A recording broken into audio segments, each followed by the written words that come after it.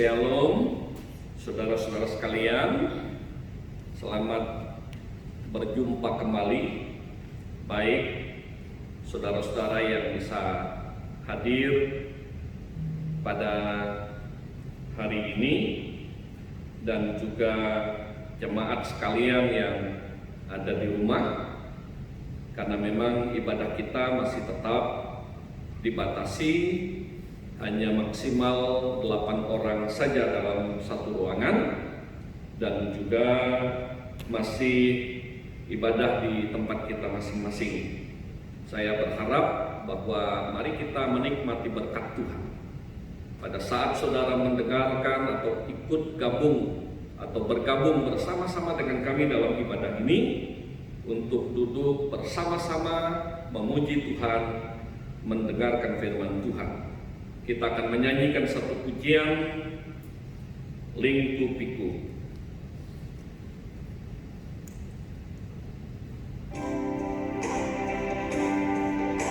Lingku piku dengan sayapmu, naungiku dengan kuasamu. Lingku piku dengan sayapmu, naungiku dengan kuasamu. Di saat badai bergelora, ku akan terbang bersamamu. Bapa Kau Raja atas semesta, ku telah sembah Kau Allahku. Kita ulangi pujian ini, Lingku piku dengan sayapmu. Lingku piku dengan sayapmu, naungiku dengan kuasamu. Di saat badai bergelora, ku akan terbang bersamamu. Bapa Kau Raja atas semesta, ku telah sembah Kau Allahku. Pada Allah ada keselamatanku dan kemuliaanku, gunung batu kekuatanku, tempat perlindunganku ialah Allah. Engkaulah perisai dalam hidup kami ya Tuhan. Di saat badai bergelora, ku akan terbang bersamamu. Bapa Kau Raja atas semesta, ku telah sembah Kau Allahku. Ku telah sembah Kau Allahku. Ku telah sembah Kau Allahku.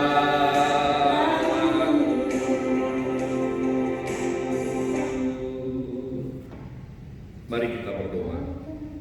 Tuhan Yesus, kami sungguh bersyukur untuk kebaikan Tuhan yang sudah kami rasakan.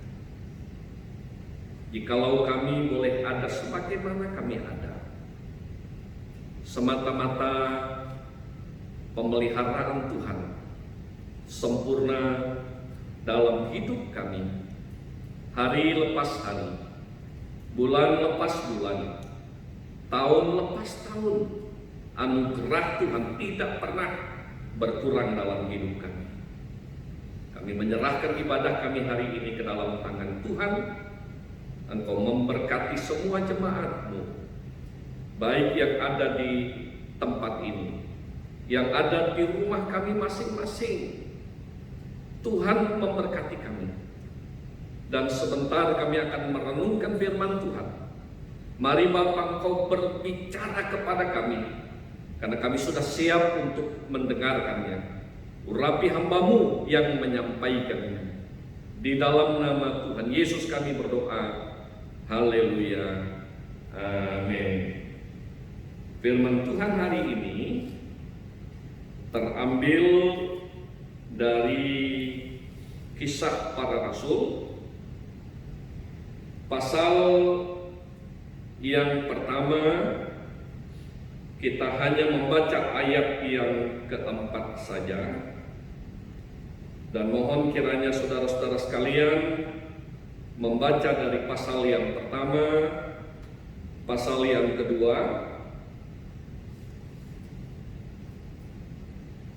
Kita akan membaca hanya satu ayat saja, yaitu ayat yang keempat. Pada suatu hari ketika ia makan bersama-sama dengan mereka, ia melarang mereka meninggalkan Yerusalem dan menyuruh mereka tinggal di situ menantikan janji Bapa. Tema khotbah saya hari ini, menanti janji Bapa. Saudara-saudara sekalian, hari ini kita akan membahas tema yang sudah saya sampaikan tadi, yaitu menanti janji Bapa. Kalau kita membaca di dalam Injil Yohanes pasal yang ke-14, ayat yang ke-16, di sana Yesus meminta kepada Bapa supaya ia memberikan kepada mereka seorang penolong lain, supaya ia menyertai mereka selama-lamanya. Kemudian di dalam ayat yang ke-18, Tuhan Yesus berkata kepada murid-muridnya bahwa Dia tidak akan membiarkan mereka yatim piatu. Dan kalau kita membaca di dalam Kisah Para Rasul pasal yang pertama ayat yang keempat, bahwa sebelum Tuhan Yesus meninggalkan mereka untuk naik ke surga, ada satu pesan kembali yang disampaikan Tuhan Yesus kepada murid-muridnya ketika ia makan bersama-sama dengan mereka, agar mereka tidak meninggalkan Yerusalem dan menyuruh mereka menanti atau tinggal di situ menantikan janji Bapa. Dan hari ini ada beberapa hal yang akan kita bahas tentang menanti janji Bapa. Antara lain yang pertama yaitu taat kepada firman Tuhan. Nah, saudara-saudara sekalian, untuk menerima janji Bapa, yang pertama yaitu taat kepada firman Tuhan. Kalau kita membaca di dalam ayat yang keempat dan seterusnya, di sana dikatakan bahwa pada suatu hari ketika ia makan bersama-sama dengan mereka, ketika Tuhan Yesus makan bersama-sama dengan murid-muridnya, Dia menyampaikan satu pesan kepada mereka untuk tidak meninggalkan Yerusalem, untuk mereka tetap tinggal di sana sampai janji Bapa digenapi. Kalau kita membaca ayat-ayat yang seterusnya dan secara khusus ayat yang ke-12 sampai dengan ayat yang ke-14, setelah Tuhan Yesus naik ke surga meninggalkan mereka, maka dikatakan di dalam ayat yang ke-12, kembalilah rasul-rasul itu ke Yerusalem dari bukit yang disebut dengan Bukit Zaitun, yang hanya seperjalanan Sabat jauhnya dari Yerusalem. Murid-murid Yesus kembali ke Yerusalem setelah Yesus naik ke surga, dan mereka melakukan seperti apa yang dikatakan Tuhan Yesus kepada mereka, yaitu untuk tinggal di Yerusalem. Maka ayat yang ke-12 dikatakan bahwa maka kembalilah rasul-rasul itu ke Yerusalem dari bukit yang disebut dengan Bukit Zaitun, yang hanya seperjalanan Sabat jauhnya dari Yerusalem. Bukit Zaitun dengan Yerusalem hanya seperjalanan Sabat, ini sangat dekat, tidak jauh, hanya seperjalanan Sabat. Karena orang Yahudi tidak bisa berjalan jauh pada hari Sabat, hanya kira-kira ya 1.400 meter saja antara Bukit Zaitun waktu mereka menyaksikan Yesus terangkat ke surga. Dari bukit itu mereka kembali ke Yerusalem. Ayat yang ke-13, setelah mereka tiba di kota, naiklah mereka ke atas ruangan,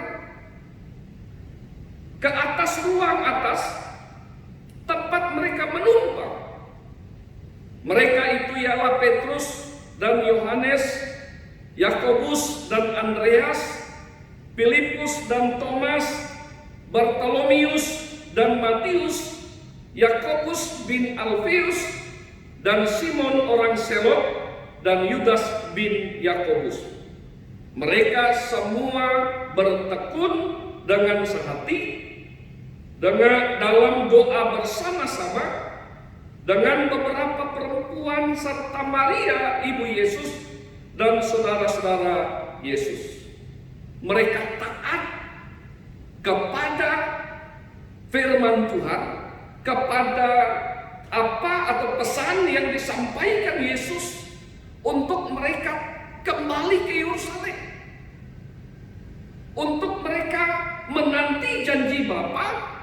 Dikatakan mereka bertekun di dalam doa, mereka bertekun sehati di dalam ibadah bersama, di dalam satu ruangan atas, dikatakan tempat mereka menumpang.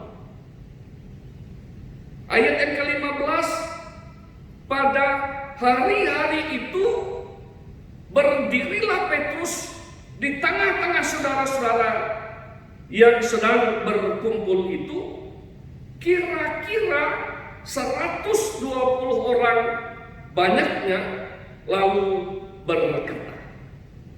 Nah, saudara-saudara, mereka yang taat, mereka yang berkumpul di ruang atas, diperkirakan atau kira-kira 120 orang banyaknya. Mereka yang setia untuk beribadah bersama, berkumpul sehati, memuji Tuhan, berdoa, menantikan janji Bapa, janji yang diberikan Tuhan Yesus, yaitu untuk mengirim seorang penolong, Mereka setia, dikatakan kira-kira 120 orang. Mereka berkumpul di dalam satu ruangan itu.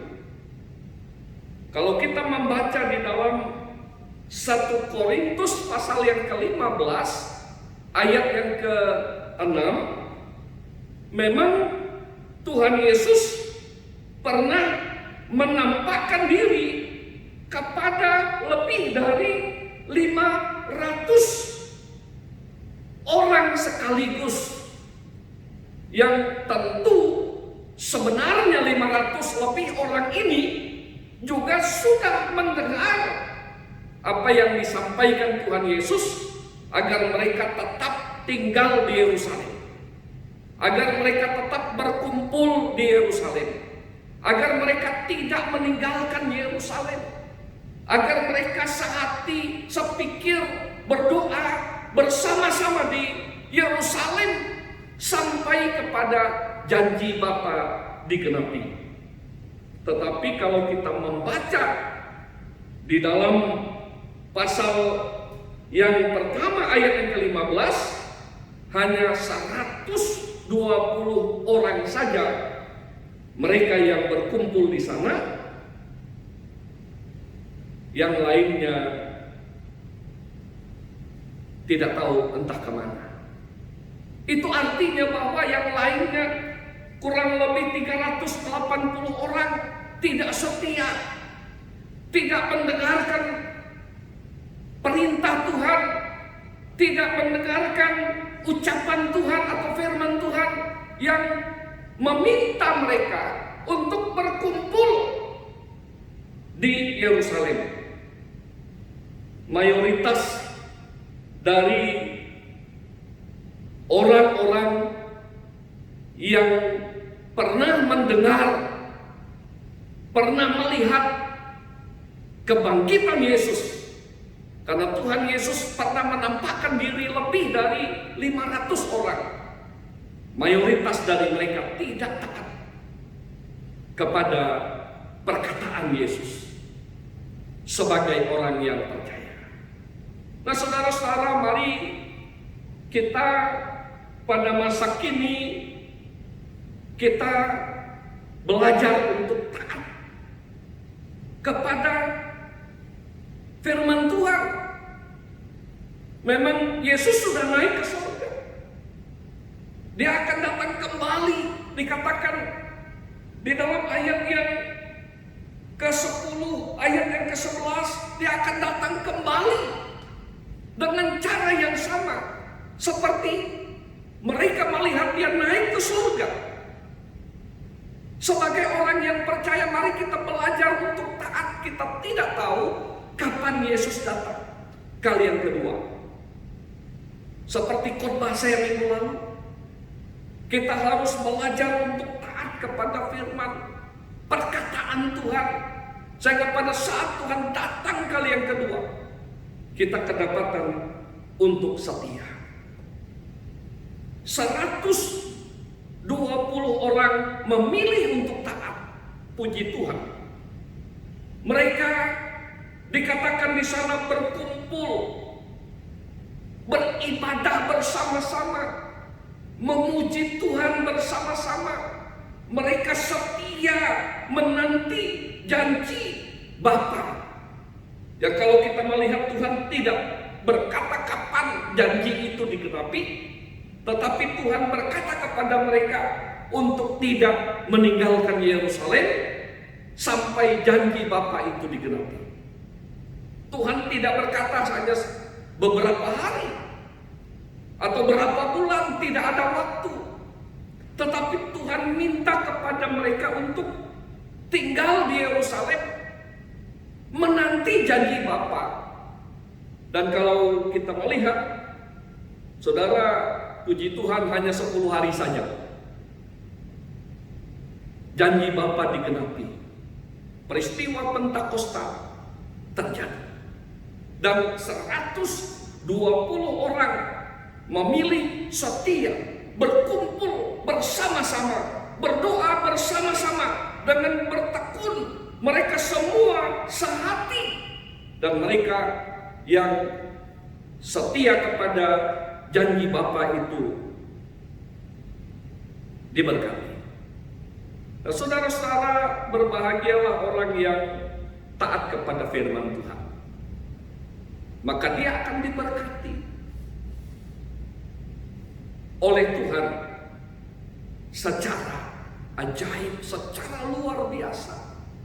Kita harus belajar untuk taat kepada firman. Berbahagialah orang yang mendengar firman dan melakukannya. Berbahagia. Yang pertama yaitu taat kepada firman Tuhan.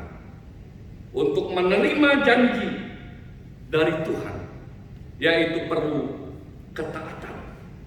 Yang kedua, saudara-saudara, yang kedua yang akan kita bahas bersama-sama, yaitu janji Bapa digenapi. Di dalam pasal yang kedua, Kisah Para Rasul pasal yang kedua, ayat yang pertama sampai dengan ayat yang keempat.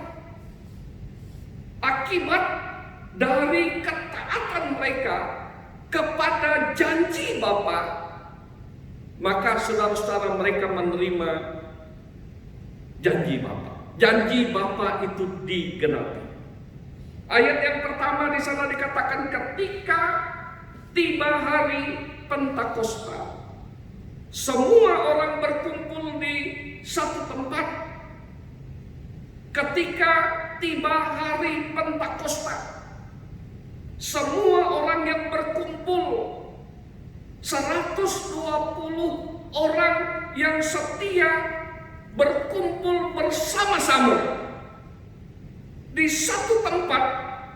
Maka ayat yang kedua, tiba-tiba turunlah dari langit suatu bunyi seperti tiupan angin keras yang memenuhi seluruh rumah itu di mana mereka duduk, dan tampaklah kepada mereka lidah-lidah seperti nyala api yang bertebaran dan hinggap pada mereka masing-masing.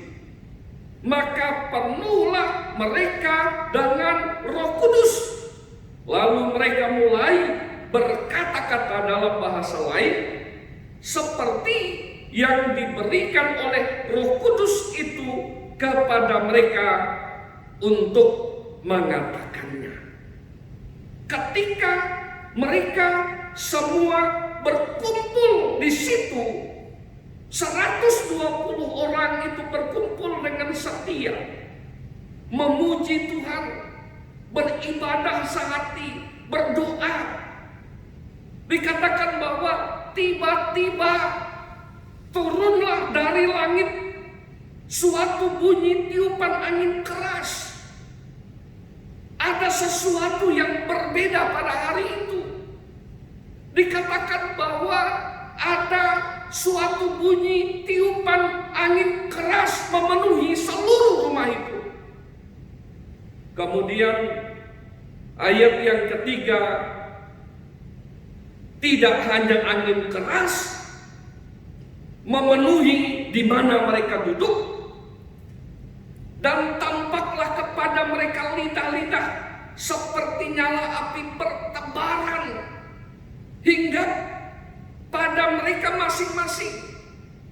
Ada seperti lidah-lidah api yang bertebaran hingga pada mereka masing-masing. Dan dikatakan, maka penuhlah mereka semua dengan Roh Kudus. Lalu mereka mulai berkata-kata dalam bahasa-bahasa lain seperti yang diberikan oleh Roh Kudus kepada mereka untuk mengatakannya. Benar apa yang disampaikan Yesus kepada murid-muridnya di dalam Kisah Para Rasul pasal yang pertama ayat yang ke-8. Tetapi kamu akan menerima kuasa kalau Roh Kudus turun ke atas kamu, dan kamu akan menjadi saksiku di Yerusalem dan di seluruh Yudea dan Samaria dan sampai ke ujung bumi. Dikatakan tetapi kamu akan menerima kuasa kalau Roh Kudus turun ke atas kamu. Sehingga ayat yang pertama, ketika tiba hari Pentakosta, semua orang yang berkumpul di situ dikatakan tiba-tiba turunlah dari langit bunyi tiupan angin keras. Ada tiupan angin keras yang disertai dengan lidah-lidah nyala api, atau seperti lidah-lidah nyala api yang memenuhi tempat di mana mereka duduk. Dan lidah-lidah api itu mulai dikatakan hinggap kepada mereka masing-masing, dan juga saudara-saudara mereka semua mulai berbicara dalam atau berkata-kata dalam bahasa-bahasa lain seperti yang dikatakan atau yang diberikan Roh itu kepada mereka untuk mengatakannya. Turunlah Roh Kudus dari langit. Nah, ini luar biasa. Ya, bahwa janji Bapa digenapi. Dan pada hari itu ada satu peristiwa ajaib yang terjadi, ya, yang dirasakan, yang dialami oleh mereka di dalam ruangan itu. Tetapi kamu akan menerima kuasa kalau Roh Kudus turun ke atas kamu. Dan pada saat Roh Kudus turun, saudara-saudara, apa yang terjadi? Mereka semua diberkati oleh Tuhan. Akibat dari mereka menerima kuasa, menerima janji Bapa, maka mereka menerima kuasa. Kuasa untuk menjadi saksi Tuhan. Seperti yang dikatakan di dalam ayat yang ke-8. Ya, kamu akan menjadi saksiku. Pada saat mereka menerima kuasa dari Roh Kudus, maka saudara-saudara, mereka menerima kuasa untuk menjadi saksi Tuhan. Tetapi kamu akan menerima kuasa kalau Roh Kudus turun ke atas kamu, dan kamu akan menjadi saksiku di Yerusalem, di seluruh Yudea dan Samaria, dan sampai ke ujung bumi. Kalau kita membaca di dalam ayat yang keempat sampai dengan ayat yang ke-12, maka penuhlah mereka semua dengan Roh Kudus. Kisah Para Rasul pasal yang kedua ayat yang keempat, maka penuhlah mereka semua dengan Roh Kudus. Lalu mereka mulai berkata-kata dalam bahasa-bahasa lain seperti yang diberikan oleh Roh itu kepada mereka untuk mengatakannya. Pada saat Roh Kudus turun, pada saat mereka menerima kuasa dari Roh Kudus itu, maka dikatakan mereka mulai berkata-kata dalam bahasa lain seperti yang diberikan Roh kepada mereka untuk mengatakannya. Apa bahasa-bahasa lain atau seperti apa bahasa-bahasa lain dijelaskan di dalam ayat yang ke-5 sampai dengan ayat yang ke-11. Waktu itu di Yerusalem diam orang-orang Yahudi yang saleh dari segala bangsa di bawah kolong langit ini. Di bawah kolong langit. Ketika turun bunyi itu, berkerumunlah orang banyak. Mereka bingung karena mereka masing-masing mendengar rasul-rasul itu berkata-kata dalam bahasa mereka sendiri. Inilah kuasa yang diberikan oleh Roh Kudus kepada rasul-rasul itu, kepada mereka yang berkumpul di dalam satu ruangan yang 120 orang itu. Ketika Roh Kudus turun, saudara-saudara, ada sesuatu yang ajaib yang terjadi, yaitu rasul-rasul itu mulai berbicara dalam bahasa-bahasa yang ada di sana. Dikatakan bahwa di Yerusalem berkumpul orang-orang Yahudi. Yerusalem ini adalah pusat di mana begitu banyak orang tinggal di sana. hidup di sana, bekerja di sana. Dan pada saat Roh Kudus turun, saudara-saudara, ada bunyi keras seperti tiupan angin keras yang pada saat itu orang-orang mendengarkannya. Mereka yang tinggal di Yerusalem mengetahui peristiwa ini. Mereka berkumpul, dikatakan. Mereka menyaksikan bahwa rasul-rasul itu mulai berkata-kata dalam bahasa mereka sendiri. Ayat yang ke-7, mereka semua tercengang-cengang dan heran, lalu berkata, bukankah mereka semua yang berkata-kata itu orang Galilea? Orang-orang yang ada di Yerusalem menjadi heran karena rasul-rasul itu tidak pernah belajar atau mengerti bahasa mereka. Tetapi rasul-rasul itu dapat berkata-kata dengan bahasa-bahasa yang baru. Nah, ini luar biasa. Mereka orang Galilea, dikatakan di dalam ayat yang ke-8 sampai dengan ayat yang ke-11, mereka bisa berbicara dalam bahasa-bahasa lain yang dipakai di negeri kita, yaitu orang Persia, orang Media, orang Elam, orang penduduk Mesopotamia, dan seterusnya. Mereka heran, tetapi itulah pekerjaan Roh Kudus. Pada saat Roh Kudus turun, Roh Kudus bisa melakukan satu perkara yang luar biasa, yaitu memenuhi rasul-rasul, memberikan mereka kuasa untuk mereka dapat berkata-kata dalam bahasa-bahasa yang tidak pernah mereka pelajari. Mereka bisa mengatakannya. Inilah kuasa yang mereka terima. Tujuannya apa? Agar Injil diberitakan mulai dari Yerusalem. Mereka yang berkumpul di sana, penduduk yang berkumpul di sana, orang Persia, orang Media, orang Elam, orang Mesopotamia, orang Yudea, orang Asia, orang Pontius, orang Mesir, Libya, dan seterusnya. Mereka bisa mendengar Injil disampaikan.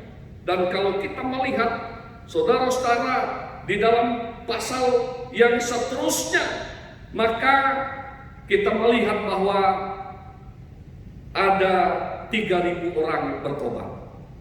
Hasil daripada pada saat Petrus bangkit dan dia berkhotbah, dia menyampaikan firman Tuhan, dia menyampaikan Injil dengan bahasa yang diberikan oleh Roh Kudus, kuasa yang diberikan oleh Roh Kudus. Kita melihat ada banyak orang menerima firman Tuhan, menerima Injil, menerima Yesus, memberi diri, bertobat, percaya kepada Tuhan Yesus. Kalau kita melihat di dalam ayat yang ke-12 pasal yang kedua, mereka semua tercengang-cengang dan sangat termangu-mangu sambil berkata seorang kepada yang lain, apakah artinya ini?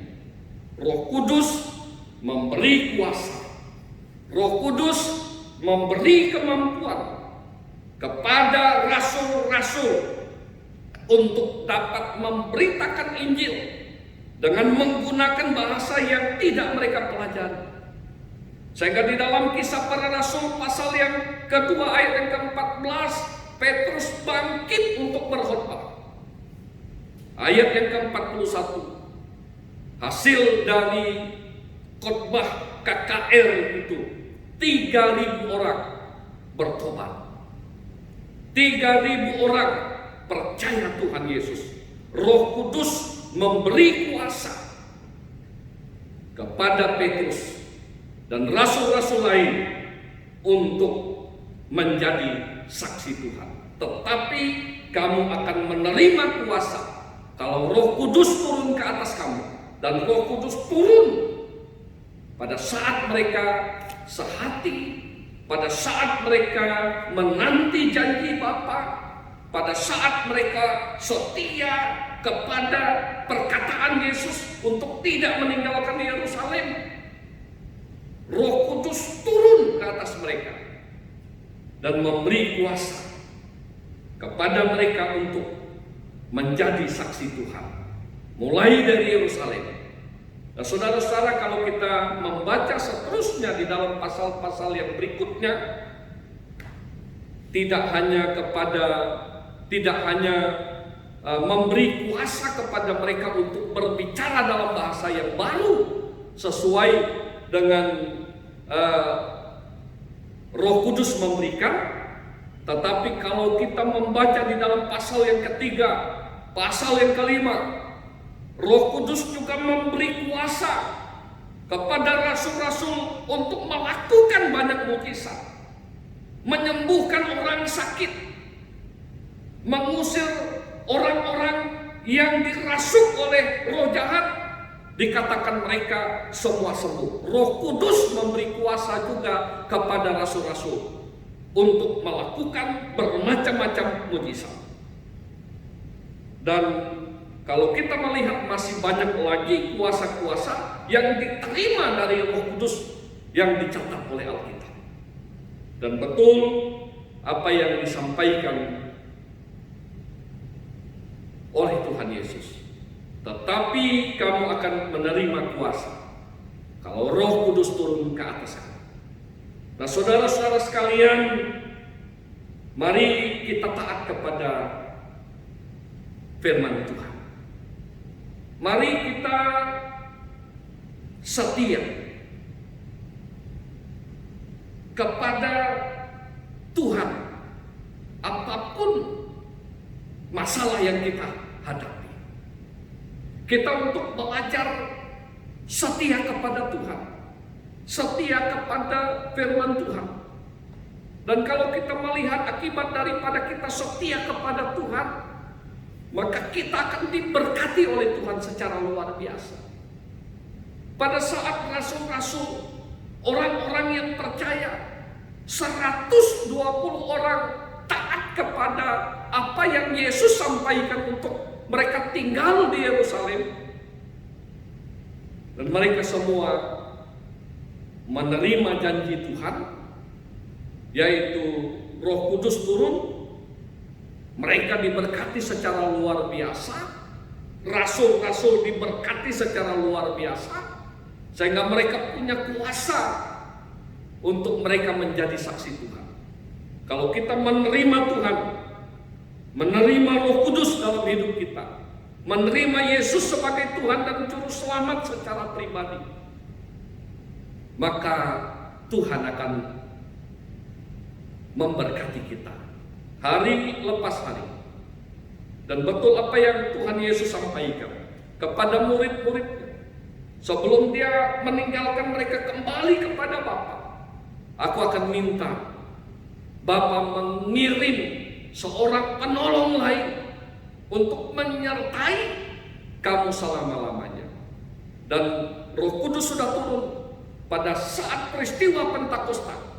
Dan Roh itulah yang menyertai rasul-rasul, menyertai orang-orang yang percaya selama-lamanya sampai dengan hari ini, memberi kuasa kepada setiap orang yang percaya, saya dan saudara, untuk hidup dengan setia kepada Tuhan. Kiranya Tuhan memberkati kita semua. Marilah kita hidup taat kepada Tuhan. Jangan meninggalkan kesetiaan kita kepada Bapa. Hiduplah dengan menjaga kekudusan di dalam hidup kita, untuk sungguh-sungguh memprioritaskan Tuhan dalam hidup kita, sehingga kita diberkati. Maka janji Tuhan pasti digenapi di dalam hidup kita. Mari kita berdoa. Tuhan, hamba-Mu terbatas menyampaikannya, dan biarlah Roh Kudus yang tidak terbatas itu, yang sudah diberikan sesuai dengan janji Bapa, yaitu Roh Kudus akan menyertai kami selama-lamanya, memberi kuasa kepada kami semua sebagai jemaat Tuhan, sebagai anak-anak Tuhan, untuk menjadi saksi Tuhan, agar lewat hidup kami Semua orang diberkati. Terima kasih Bapa. Ajarlah kami semua untuk senantiasa hidup taat kepada firman Tuhan, agar kami semua belajar untuk tetap setia apapun yang terjadi, untuk kami tetap menjaga hidup kudus kami di hadapan Tuhan, sehingga pada saat Engkau datang kali yang kedua, kami semua kedapatan setia. Terpujilah Engkau Bapa, dalam nama Tuhan Yesus kami berdoa, haleluya, amin.